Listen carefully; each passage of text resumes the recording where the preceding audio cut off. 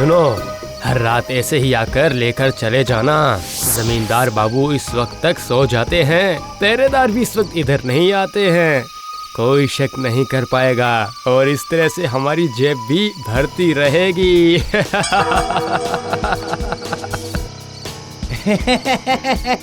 ए चलो चलो चलो चलो चलो, अब तुम दोनों यहाँ से चुपचाप चले जाओ, मुझे बहुत काम करने हैं।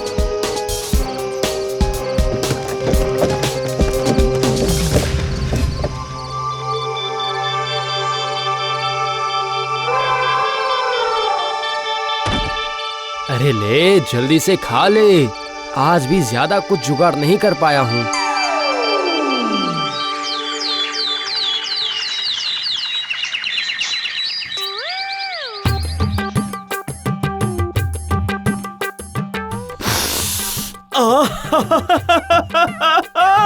सुबह सुबह इतनी मीठी खुशबू कहाँ से आ रही है?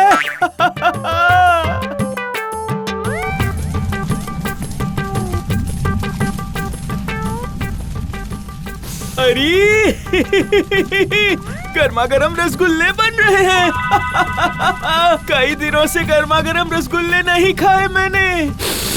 आहा, कितनी अच्छी खुशबू आ रही है ना, जल्दी से दे दो ना, चक्कर देखता हूँ कैसे बने हैं।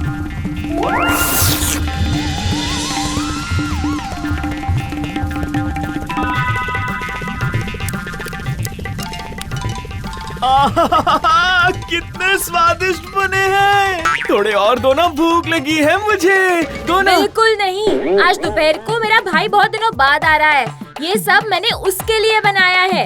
नींद से उठते ही आपका खाना खाना शुरू हो गया। जाओ अब जल्दी जाओ जाओ, वरना आज के दिन भी चावल और बैंगन का भरता ही नसीब होगा, समझे? फिर ये मत कहना खाना क्यों नहीं बनाया।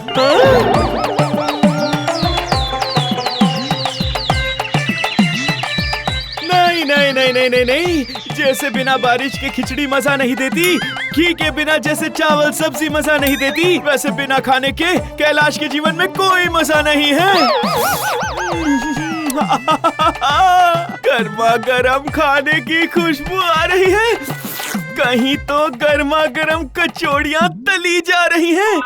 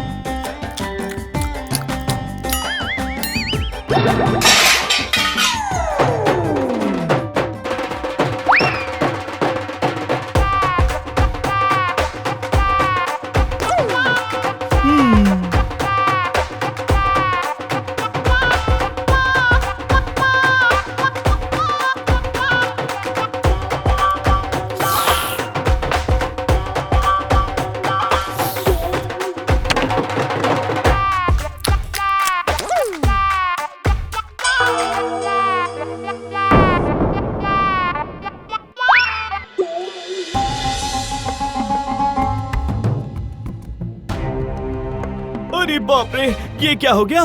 केले के बगीचे को ऐसे तहस नहस किसने कर दिया? अरे रे रे, थोड़े से केले मिल जाते तो खाने में मजा आ जाता।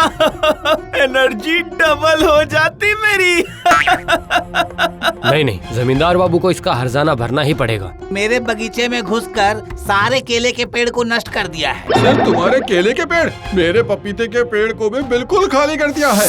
एक भी पका हुआ पपीता अब पेड़ पर नहीं बचा। नहीं, जमींदार बाबू को इसका कुछ न कुछ तो हल निकालना ही पड़ेगा। हाँ, निकालना ही होगा।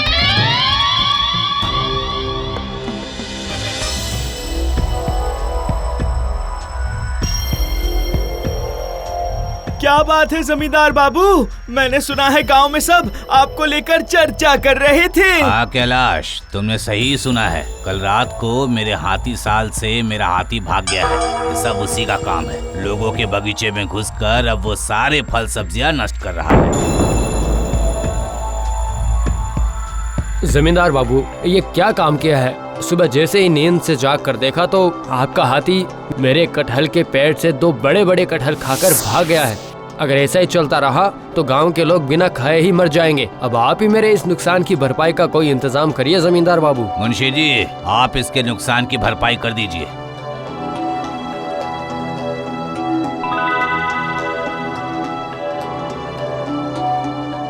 नहीं नहीं नहीं नहीं नहीं, ऐसे तो अब मेरा मान सम्मान कुछ भी नहीं बचेगा। गांव वालों के मुंह से इस तरह की बातें सुननी पड़ेगी, ये मैंने सपने में भी नहीं सोचा था। शर्म से मेरा सर झुक गया है। छी।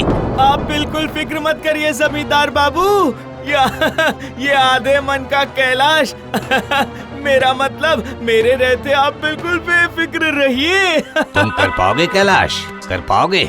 अगर तुम मेरे हाथी को लौटा कर ला पाओ तो फिर मैं तुम्हारे लिए विशेष भोजन का इंतजाम करवाऊंगा। वाह, विशेष भोजन! मुंह में पानी आ गया सुन के।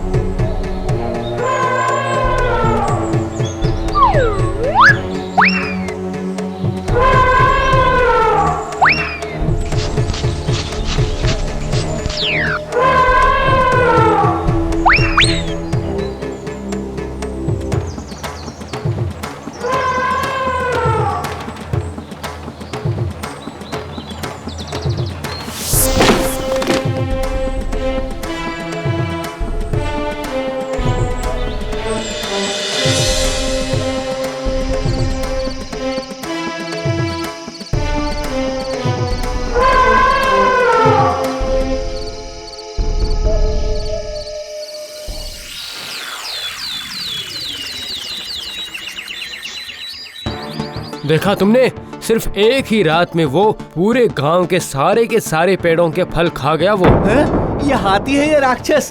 पहले कभी भी नहीं सुना कि कोई हाथी इतना खाता है। अगर ऐसा ही चलता रहा तो गांव में खाने का संकट पैदा हो जाएगा। नहीं नहीं, इस तरह से नहीं चल सकता। इस हाथी को ऐसे गांव में खुला नहीं छोड़ा जा सकता। हाथी को तुरंत कारागार में बंद कर देना उचित होगा।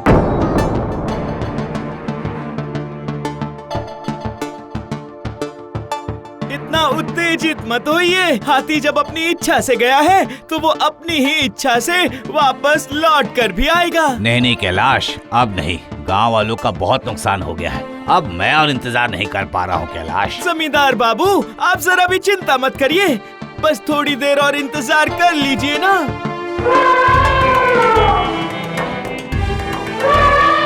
अरे अरे, वो देखो हाथी खुद से ही लौट आया है।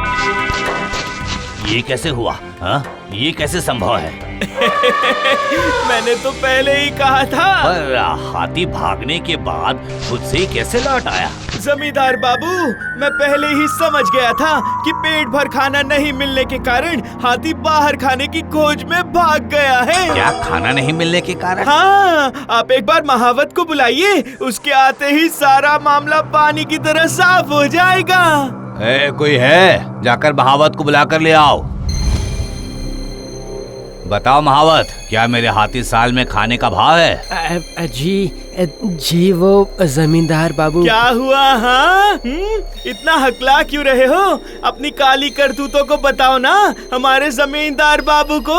अच्छा बताओ, चुन्नू और गुल्लू को तो पहचानते हो ना? कौन है वो? क्या लोग? कह रहे हो? चुन्नू और गुल्लू को नहीं जानते तो फिर रोज उन्हें हाथी की खाने वाले चावल और फल बेचते कैसे हो? बोलो।